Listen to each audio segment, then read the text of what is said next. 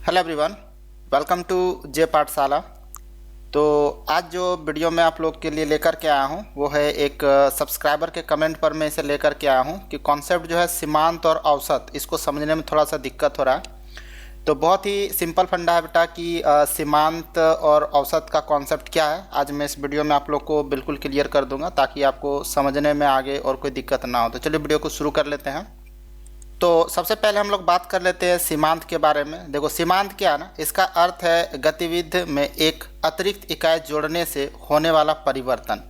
अर्थात अगर हम लोग किसी एक अतिरिक्त इकाई का अगर हम लोग प्रयोग कर रहे होते हैं तो उससे जो टोटल में यानी कुल में जो परिवर्तन हमें दिखाई देता है उसे ही हम लोग सीमांत कहते हैं। अब ये सीमांत आप इसे अलग अलग अवधारणा से समझ सकते हो। सीमांत उपयोगिता अलग होती है, सीमांत लागत अलग होता है, सीमांत उत्पाद अलग होता है। तो वो हम लोग बाद में समझेंगे। फिलहाल आप इतना समझ लो कि सीमांत का अर्थ होता है एक अतिरिक्त इकाई। आपको इसे याद रखना है, एक अतिरिक्त इकाई। चलो उदाहरण के तौर पे इसे हम लोग समझते हैं। मान लेते हैं कि हमारे यहाँ पे 10 मजदूर काम करते हैं और 10 मजदूर मिल करके किसी भी प्रोडक्ट का 100 यूनिट उत्पादन करते हैं। अब ज़रा आप समझ जाओ कि और 11 मजदूर जब मिल गए, कितने 11 मजदूर, तो वो 110 यूनिट का जो है उत्पादन किया। तो अगर हम लोग यहाँ पे बात करते हैं ना कि यहाँ पे सीमांत, यहाँ पे उत्पादन की बात की जा रही है, तो यहाँ पे सीमांत कौन सा कहलाएगा। तो देखो क्या यहाँ पे कहता है, एक अतिरिक्त इकाई को जोड़ने से होने वाला परिवर्तन। एक अतिरिक्त इकाई को जोड़ने से होने वाला परिवर्तन ना। फॉर एग्जांपल हमारे पास मजदूर कितने थे, 10 मजदूर थे। 10 मजदूर से बढ़ करके कितना हो गया, तो ये 11 मजदूर हो गया।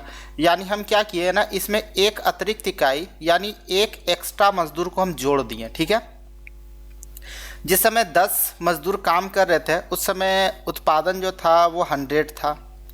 अब यही परिवर्तित हो करके जैसे हम लोगों ने एक अतिरिक्त मजदूर को हम लोगों ने जोड़ा तो हम लोगों ने क्या देखा कि यहाँ पर उत्पादन बढ़ करके 110 हो गया है। तो यहाँ पे परिवर्तन कितना का आया, तो यहाँ पे परिवर्तन है 10 का। तो ये 10 मेरा सीमांत कहलाएगा। क्लियर है यहाँ पे कि यहाँ पे 10 मेरा जो है सीमांत कहलाएगा। तो ये उत्पादन की बात हो गई। अगर आप उपयोगिता की बात करते हो तो उपयोगिता कॉन्सेप्ट में क्या होता है कि मान लीजिए कि आप जो है ना किसी भी वस्तु का 3 इकाई आपने प्रयोग किया था, तो 3 इकाई प्रयोग करने से आपको है 10 के बराबर उपयोगिता मिली। लेकिन जब आपने 4 इकाई प्रयोग किया, चौथा इकाई, तो फिर आपको 15 के बराबर उपयोगिता मिली।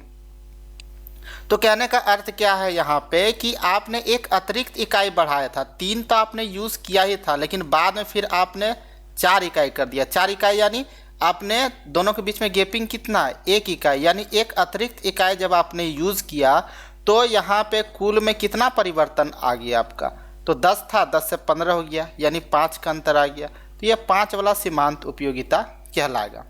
अगर हम लोग लागत वाला कॉन्सेप्ट अगर हम लोग यूज़ करते हैं लागत वाला कॉन्सेप्ट में, तो लागत वाला में क्या होता है कि मान लीजिए आपने 10 पेन बनाया था, 10 पेन का उत्पादन किया है। 10 पेन के उत्पादन करने पे आपको जो है 100 रुपये खर्च आ गए। ठीक है, फिर आपने क्या किया, एक अतिरिक्त पेन का आपने उत्पादन किया। एक अतिरिक्त पेन यानी आपने 11 कलम बना दिए। ठीक है, तो 11 कलम का जो टोटल आपका खर्च हो गया वो 120 रुपया हो गया। तो सिंपल सा बात आप यहाँ पे देख लो कि आपने जब 10 पेन का उत्पादन किया था आपको 100 रुपये लगा।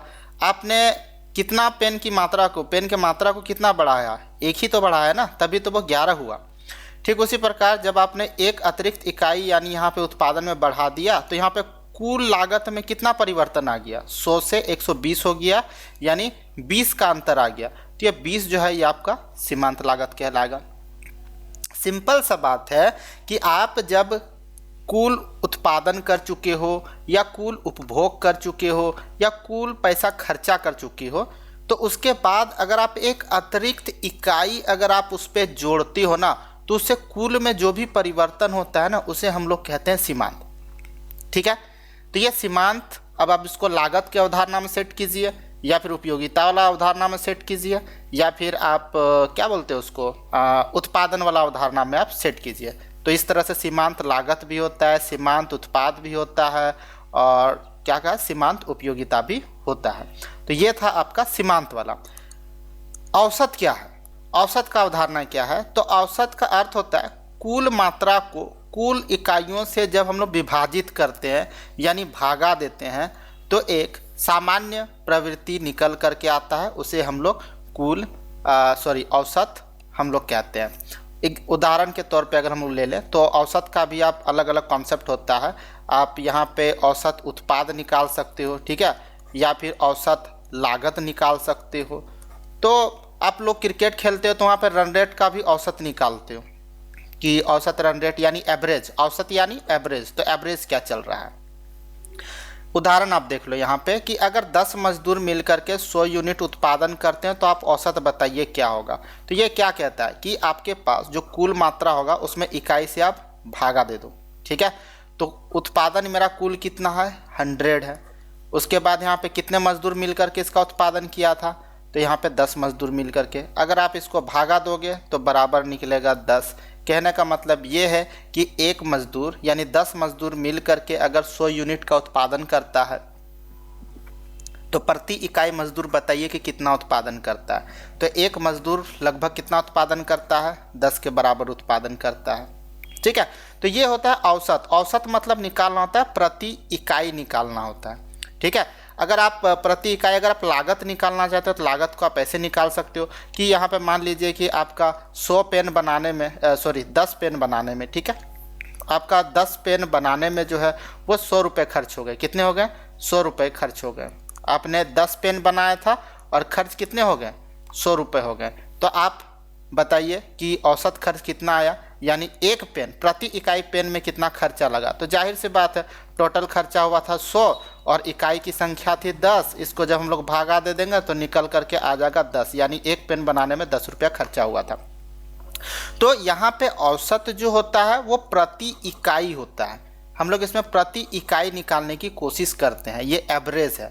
तो सीमांत और औसत में इतना अंतर होता है, दोनों ही अवधारणा अलग है, ठीक है। इसके बाद भी अगर कोई डाउट होता है भाई तो फिर से आप कमेंट कर देना, मैं फिर से एक वीडियो बना दूंगा, ठीक है।